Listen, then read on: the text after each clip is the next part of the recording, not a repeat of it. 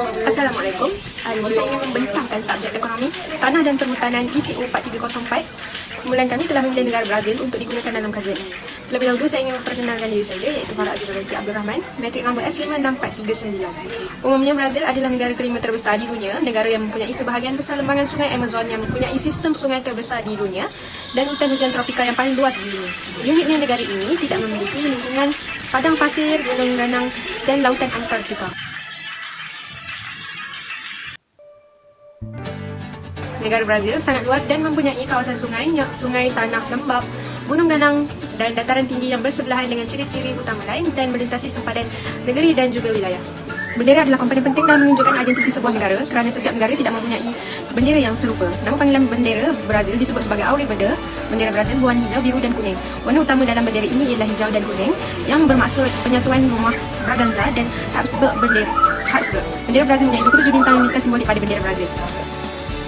Penduduk Brazil dikategorikan mengikut perbezaan warna kulit kumpulan etnik terbesar di Brazil, iaitu Brancos atau lebih dikenali Whites Brazilians. Kumpulan ini biasanya digelar sebagai orang Brazil putih. Mereka merupakan majoriti etnik di negara ini. Pardo atau orang coklat bangsa ini menggabungkan keturunan Brazil, keturunan Eropah dan Afrika atau keturunan Tracheal. Nama coklat atau Pardo ini kebanyakannya digunakan untuk merujuk pada orang yang warna kulit coklat. Seterusnya, Afro-Brazil iaitu istilah yang digunakan untuk merujuk kepada keturunan Brazil dan keturunan Afrika. Preto salah satu daripada kumpulan etnik yang dikategorikan mengikut warna. Orang asli Brazil yang juga dikenali sebagai indigena hanya membentuk 0.43% daripada jumlah populasi penduduk.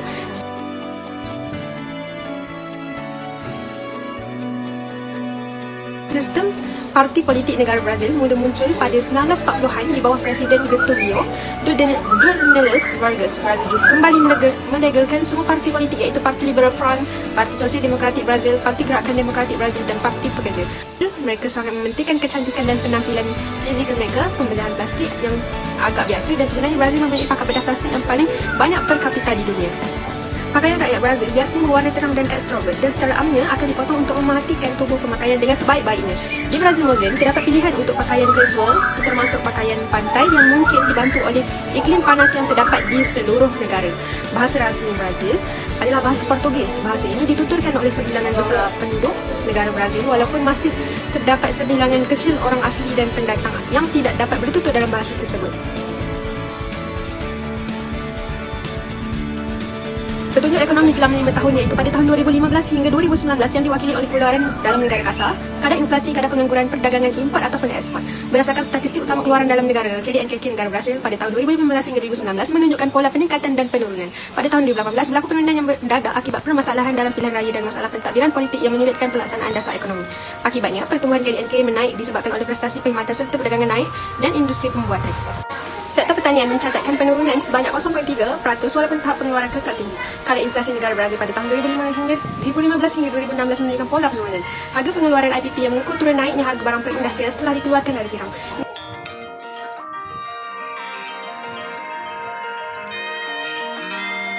Kadar pengangguran negara Brazil pada tahun 2015 hingga 2019 menunjukkan pola penurunan dan peningkatan yang tidak stabil. Mengikut purata data tahunan, pada tahun 2019 penduduk yang bekerja mencapai 93.4 juta, iaitu peningkatan sebanyak 2% daripada tahun 2018. Kadar perdagangan negara Brazil juga menunjukkan pola penurunan dan peningkatan. Pertumbuhan kadar perdagangan ini berpunca daripada perbelanjaan modal yang lebih tinggi di pelantar minyak. Naik sebanyak 95%, peningkatan import bahan bakar juga naik sebanyak 35.8%.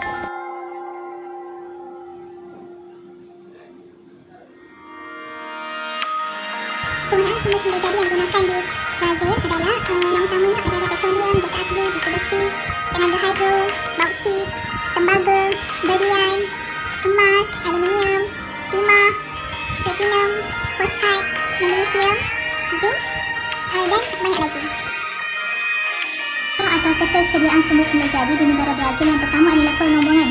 Industri perlombongan merupakan sektor penting dalam ekonomi Brazil yang menyumbang kira-kira 4.2% daripada KDNK Brazil pada tahun 2016. Sejak tahun 2006, eksploitasi mineral telah meningkat mencapai puncak pengeluarannya pada tahun 2011 dengan hasil 53 bilion yang dihasilkan dari aktiviti perlombongan. Pada tahun 2017 pula, pengeluaran Brazil mencapai 25 bilion dan terdapat perbezaan yang boleh dibandingkan dengan tahun 2011, terutamanya apabila berlaku penurunan pada harga komoditi mineral iaitu biji besi. Sumber petroleum, data menunjukkan stok produk akhir petroleum bagi negara Brazil iaitu 57.100 poin pada Mei 2019. Ia mencatatkan peningkatan daripada jumlah sebelumnya sebanyak 50.ribu poin pada Ogos 2018. Data tersebut akan dikemaskini pada setiap bulan.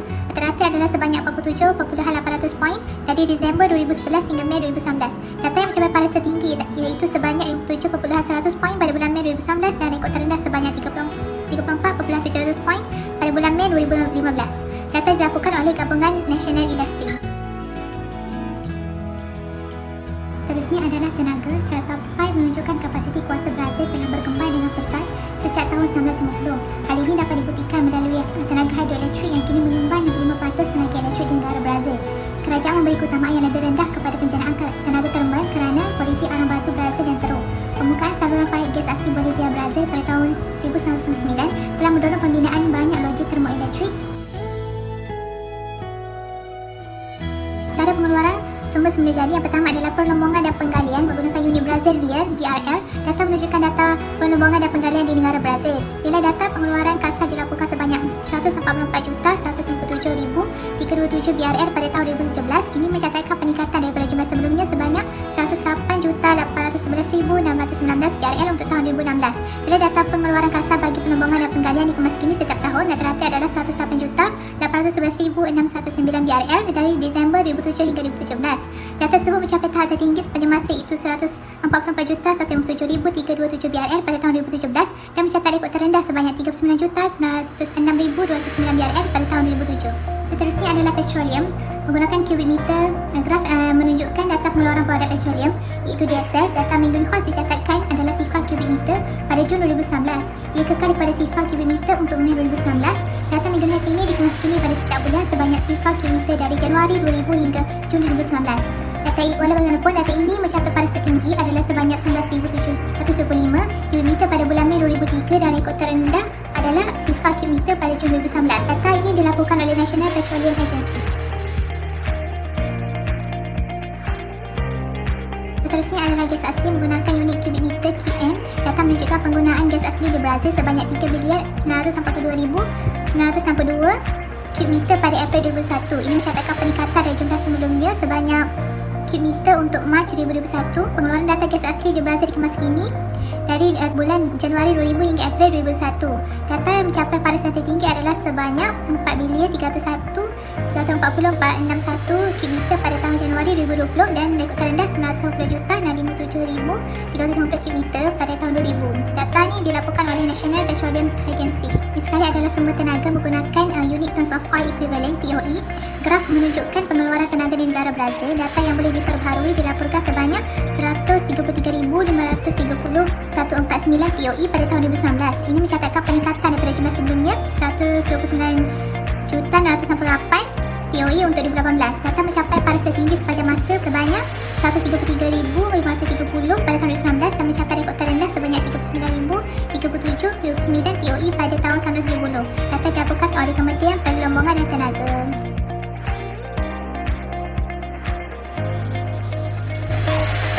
Penggunaan sumber semula jadi Brazil.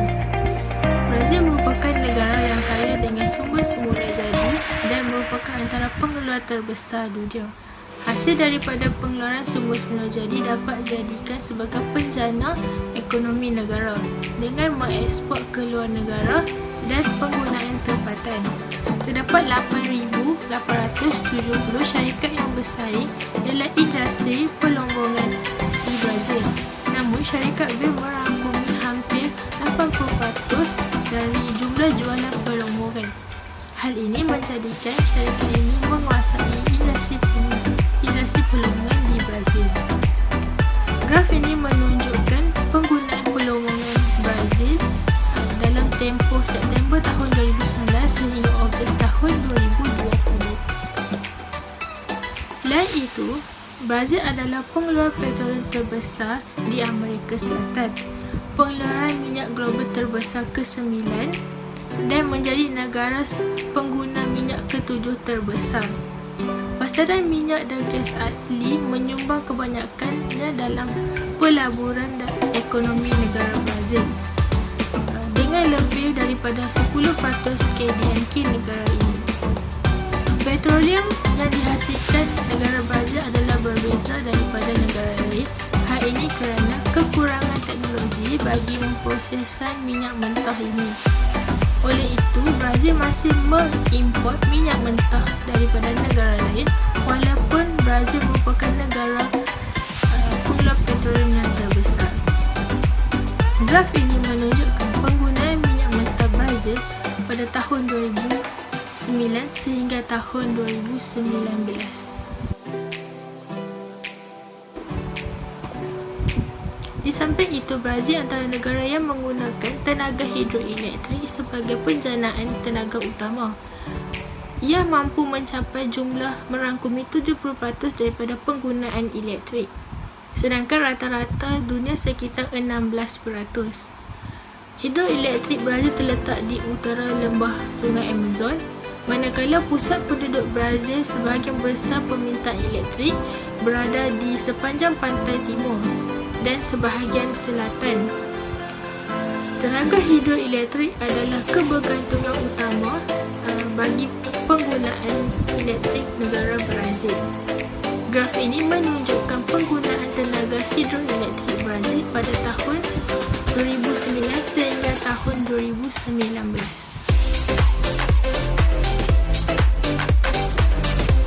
Import sumber semula jadi Brazil. Brazil merupakan negara yang kaya dengan sumber semula jadi mineral dan gandum. Hal ini telah terbukti dengan menjadi negara penyimpan kedua terbesar biji besi, diikuti dengan penyimpan rizal emas ke-6 terbesar di dunia. Brazil salah satu pengeluar terbesar dalam sektor perlombangan dan galian. Negara ini masih menjalankan aktiviti mengimport hasil perlombangan dan galian dari negara lain. Hal ini berlaku kerana untuk mencapai permintaan terhadap produk perlombangan dan galian import daripada negara lain. Graf ini menunjukkan import perlombangan dan galian Brazil pada Januari tahun 2018 hingga Ogos tahun 2020. Selain itu, sebanyak 70% pengeluaran minyak di Brazil adalah minyak berat dan struktur penapisan minyak di Brazil tidak sepenuhnya sesuai dalam proses minyak ini. Oleh itu, Brazil masih perlu mengimport minyak ringan daripada negara pengeluar minyak ringan yang lain. Minyak berat domestik yang berlebihan akan diekspor keluar, manakala minyak ringan akan diimport masuk ke dalam negara. Graf ini menunjukkan import minyak mentah di Brazil dari tahun 2010 sehingga tahun 2020.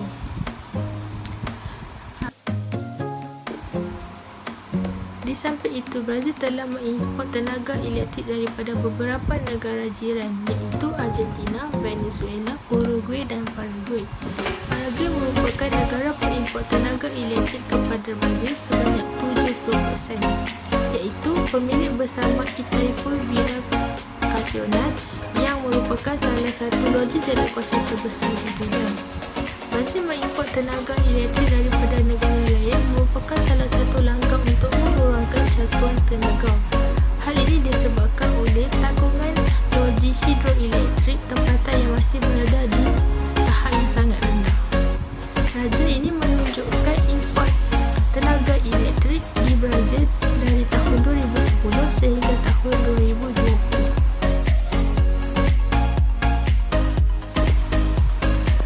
Ekspor sumber semula jadi Brazil. Dalam sektor mineral di Brazil, mengekspor biji besi merupakan satu perniagaan perdagangan luar negara yang besar. Pada tahun 2002, biji besi adalah komoditas ekspor kedua terbesar di Brazil dalam sektor mineral.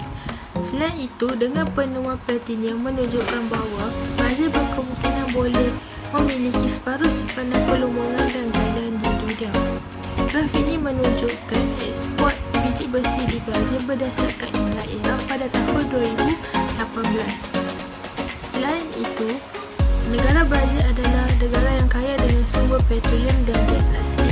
Dengan penemuan yang berterusan ladang minyak raksasa pada tahun 1980-an dan 1990-an, Petrobras telah membuat satu pengumuman pada tahun 2008 berkaitan dengan satu penuaan ladang minyak di Santos, Brazil. Berdasarkan penuaan ladang minyak ini, Brazil telah mencapai tahap penyimpanan rezerv minyak yang setaraf dengan pengeluaran utama dunia, iaitu Venezuela dan Arab Saudi. Graf ini menunjukkan ekspor minyak mentah di Brazil dari Mei tahun 2020 sehingga April tahun 2021. Antara masalah yang timbul berkaitan dengan sumber sumber di hutan Brazil ialah penebangan hutan di Brazil. Komuniti saintifik antarabangsa telah mengetahui kesan negatif daripada penebangan hutan selama bertahun-tahun, dan Brazil merupakan salah satu negara yang paling terkenal dengan kesan penebangan hutan yang bertindak memenuhi pada tahun 2004. Gelombongan adalah salah satu punca peningkatan penebangan hutan di Amazon Brazil, terutamanya sejak tahun 1980-an. Aktiviti gelombongan sering berlaku penebangan hutan untuk membuka lombong atau menyediakan bahan binaan, mengumpul kayu dan bahan dan juga pertanian sara hidup. Kemusnahan hutan adalah penting bukan hanya untuk negara-negara kehilangan pokok, tapi untuk masyarakat global secara keseluruhan. Antara masalah kedua ialah kebakaran hutan Amazon. Berdasarkan kajian, hutan Amazon adalah hutan yang menyerap karbon dioksida terbesar di dunia. Kebakaran hutan yang terjadi di Brazil telah mencapai angka yang sangat berbahaya dan telah mencapai rekod pada 20 tahun ini.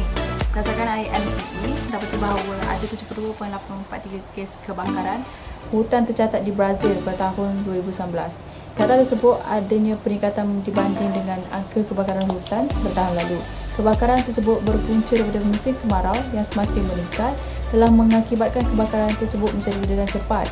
Pembakaran hutan yang terjadi ini sering dikaitkan dengan pemanasan global yang terlalu tinggi.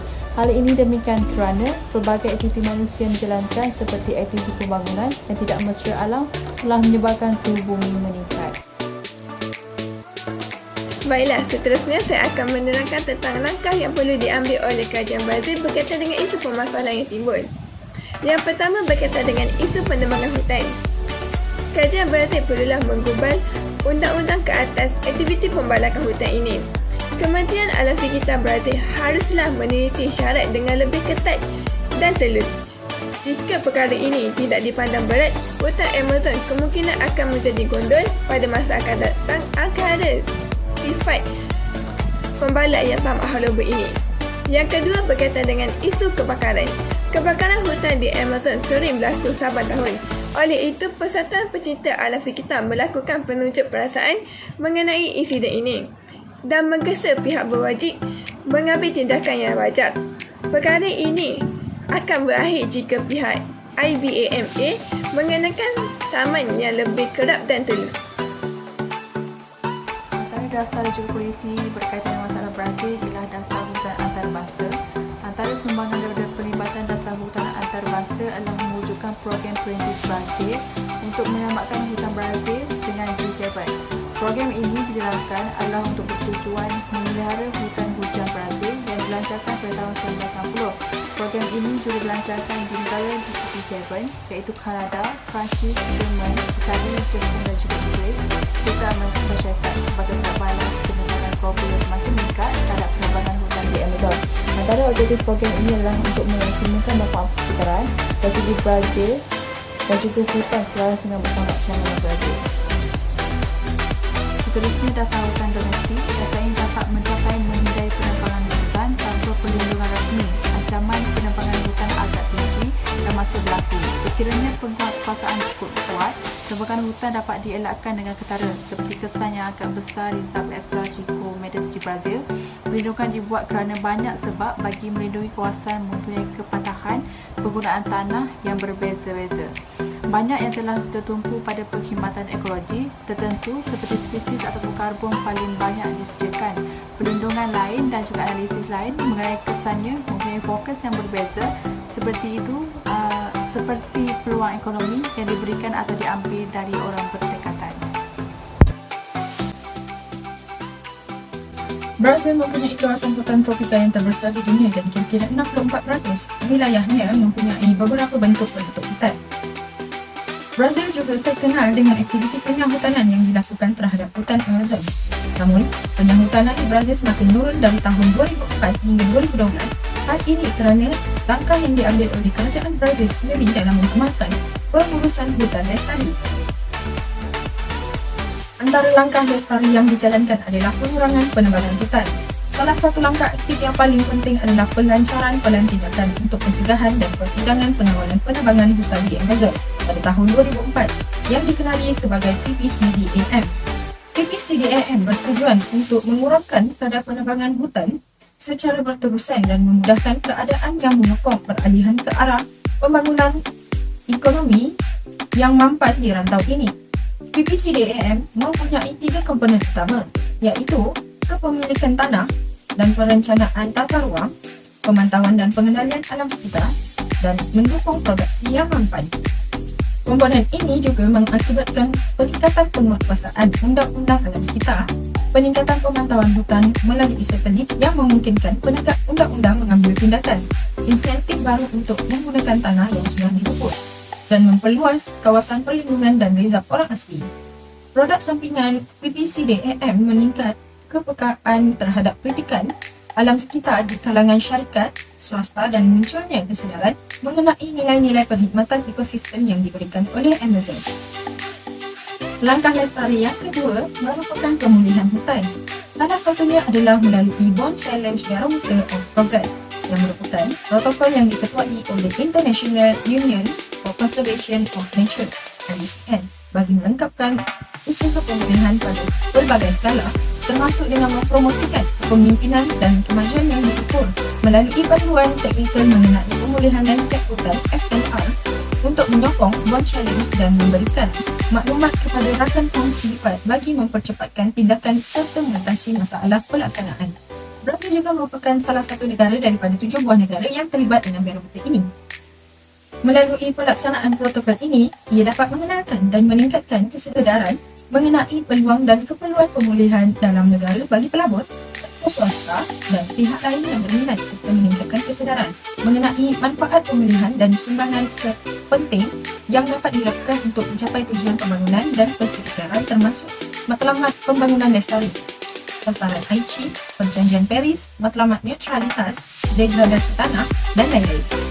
Selain itu, ia juga turut membantu dalam memajukan sains dan amalan terbaik mengenai pemulihan dengan memberikan banyak maklumat baru kepada penyelidik mengenai amalan pemulihan dan hasil dari seluruh dunia. Di samping itu, pemilik tanah di Brazil juga diwajibkan untuk memelihara atau memulihkan hutan dalam sebahagian harta tanah mereka dengan harapan dapat menghasilkan pemulihan hutan seluas 21 juta hektar, iaitu hampir 2 kali janji yang dipersetujui di dalam Bond Challenge di Brazil, iaitu seluas 12 juta hektar di bawah Nationally Determined Contributions (NDC) Brazil, polisi hutan, program pertanian karbon rendah dan sasaran konvensyen mengenai kepelbagaian biologi (Aichi). Perkara ini adalah termaktub di dalam Undang-Undang 2012 Brazil. Selain itu, melalui sokongan politik bagi Bond Challenge ini, komitmen global untuk membawa 150 juta hektar tanah yang terdegradasi dan deforestasi dapat dipulihkan pada tahun 2020 dan menjelang tahun 2030, seluas 350 juta hektar hutan yang dipulihkan serta telah berkembang pesat. Kerajaan Brazil juga merancang untuk melaksanakan inisiatif tanaman, ternakan dan perhutanan bersepadu pada 5 juta hektar tambahan di bawah inisiatif karbon rendah di negara itu dan memulihkan 5 juta hektar padang rumput. Seterusnya adalah SLM. Menurut laporan Mongabe 2019, Brazil mempunyai kawasan tanaman padi hampir 2 kali ganda antara tahun 2000 dan 2014 dan Brazil juga merupakan pengeluar pertanian utama pada akhir abad ke-20, di mana pada tahun 2026 juta hektar digunakan untuk lahan tanaman. Kawasan itu turun menjadi 46.5 juta hektar pada tahun 2014. Data kajian juga mengesahkan adanya korelasi yang kuat antara pelaksanaan Amazon Soil Moratorium 2006 dan penurunan penukaran langsung hutan ke soya. Namun, penukaran Amazon ke kawasan pastoral masih tinggi. Sementara itu, Sabana selalu telah menyaksikan penebangan hutan yang cepat disebabkan oleh kawasan padang rumput dan ladang kedelai. Oleh itu, Brazil juga antara salah satu negara yang mengamalkan SLM. bagi menangani isu-isu dengan menggunakan teknologi, polisi dan amalan SLM. Antara SLM yang digunakan adalah pengurusan vegetasi. Menurut kajian yang dilakukan oleh Luciana, semua undang-undang yang digunakan di Sao Paulo, Brazil mengenai pengurusan vegetasi menganggap tahap vegetasi sebagai kriteria untuk menentukan pemeliharaan masa depannya. Ini menghalang perancangan landscape yang lebih luas yang mempertimbangkan keperluan dan kemungkinan landscape seperti pertumbuhan semula, pertumbuhan hutan muda. Bilangan undang-undang yang menangani prosedur pembersihan tumbuh-tumbuhan dan undang-undang yang menjelaskan hukuman untuk pembersihan tanpa izin jauh lebih tinggi daripada jumlah undang-undang yang mendorong pemeliharaan. Memandangkan kurangnya kawalan pemerintah terhadap wilayah Sao Paulo, terutama di pinggir kota di mana sebahagian besar serpihan hutan yang terpelihara masih ada, nampaknya penting untuk mengembangkan program baru dan langkah-langkah pemeliharaan yang mendorong peningkatan penutup pohon.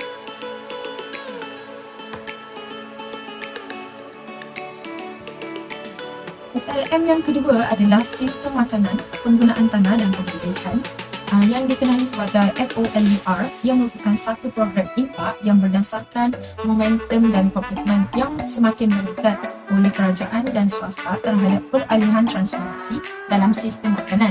Program impak secara langsung melibatkan 23 negara yang dipilih berdasarkan penjajaran yang kuat dan Brazil merupakan salah satu daripadanya. Program impak ini mensasarkan pengeluaran besar landscape yang berpotensi untuk memberikan faedah alam sekitar pada skala global dan dapat dikekalkan setelah program itu tamat. Program impak FOLUR akan meningkatkan jangkauan global dan kesan intervensi dengan meningkatkan penghasilan dasar dan amalan yang lebih baik yang menjadi norma perniagaan baru untuk mengubah sistem makanan, penggunaan tanah dan pemulihan. Program impak diharapkan dapat memberikan faedah persekitaran global yang ketara, termasuk 42 juta hektar landscape di bawah amalan yang diperbaiki, 23 juta hektar tanah diperlukan, 1.2 juta hektar kawasan perlindungan daratan di bawah urusan yang lebih baik untuk pemeliharaan, dan 290 juta CO2 dan pelepasan gas rumah hijau dapat dikurangkan. Dengan penekanan yang kuat terhadap pemasukan dan kesetaraan jantina, program ini secara langsung akan memberi manfaat kepada sekitar 7.2 juta orang, termasuk orang asli, masyarakat tempatan dan sipil pertumbuhan masyarakat.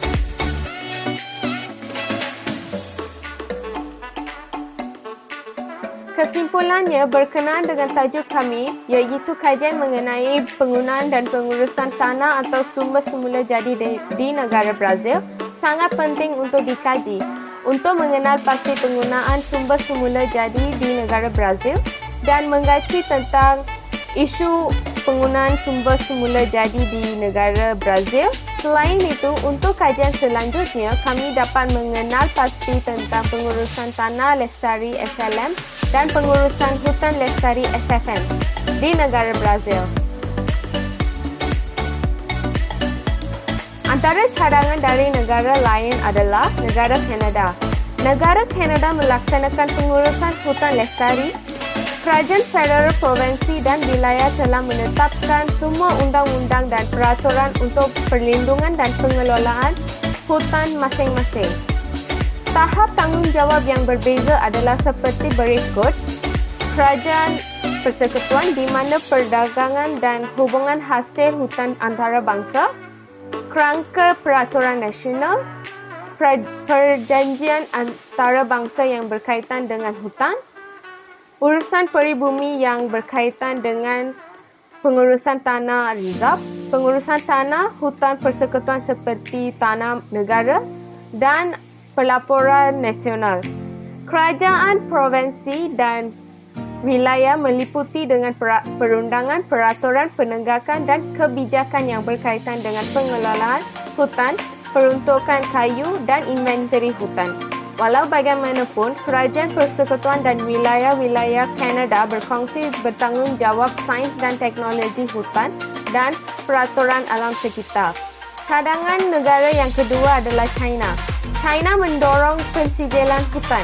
Mendorong sijil hutan dalam pengeluaran kayu domestik adalah perubahan yang sangat ketara baru-baru ini di China dan nampaknya telah berkembang lebih cepat dalam 3 tahun terakhir. WWF dengan China, Dana Hidupan Liar Dunia adalah organisasi utama yang berusaha untuk memperkenalkan skema pensijilan perhutanan seperti yang telah berlaku di negara-negara Asia yang lain. Yang kedua adalah pembaruan cukai dan caj perhutanan. Pada masa ini, Dewan Negara Kerajaan Pusat China sedang dalam proses pembaruan sistem percukaian dan caj untuk semua sektor di seluruh negara. Sektor perhutanan adalah salah satu sektor yang penting perlu diperbaharui sepenuhnya. Pembaruan dibuat perlu kerana beban semua jenis cukai dan caj, terutama di selatan di mana hutan yang dimiliki oleh kolektif bahkan sekarang diperuntukkan kepada petani individu yang untuk pengurusan benar-benar terlalu berat untuk mendorong pengurusan yang efektif. Negara yang ketiga adalah negara Jepun. Negara telah memberi sijil hutan iaitu alat berpotensi ke arah pengurusan hutan lestari yang berkesan. Pengurusan hutan yang tidak mencukupi Jepun telah dikritik hebat. Sebilangan besar hutan Jepun dimiliki secara kecil-kecilan dan oleh itu memerlukan pengurusan pelbagai pihak yang kompleks. Dapat dikatakan bahawa Jepun untuk sementara waktu itu tidak dapat meluluskan undang-undang hutan yang ketat yang serupa dengan undang-undang Jerman atau negara lain dengan peraturan SFM yang ketat. Di sinilah kekuatan pensijilan hutan masuk. Pelaksanaan langkah demi langkah yang dipromosikan peringkat tempatan yang diperakui yang didasarkan pada prinsip-prinsip SFM yang diakui secara antarabangsa dan sering diawasi oleh penilaian bebas akan secara bertahap meningkatkan jumlah yang dikelola secara lestari kawasan hutan di Jepun.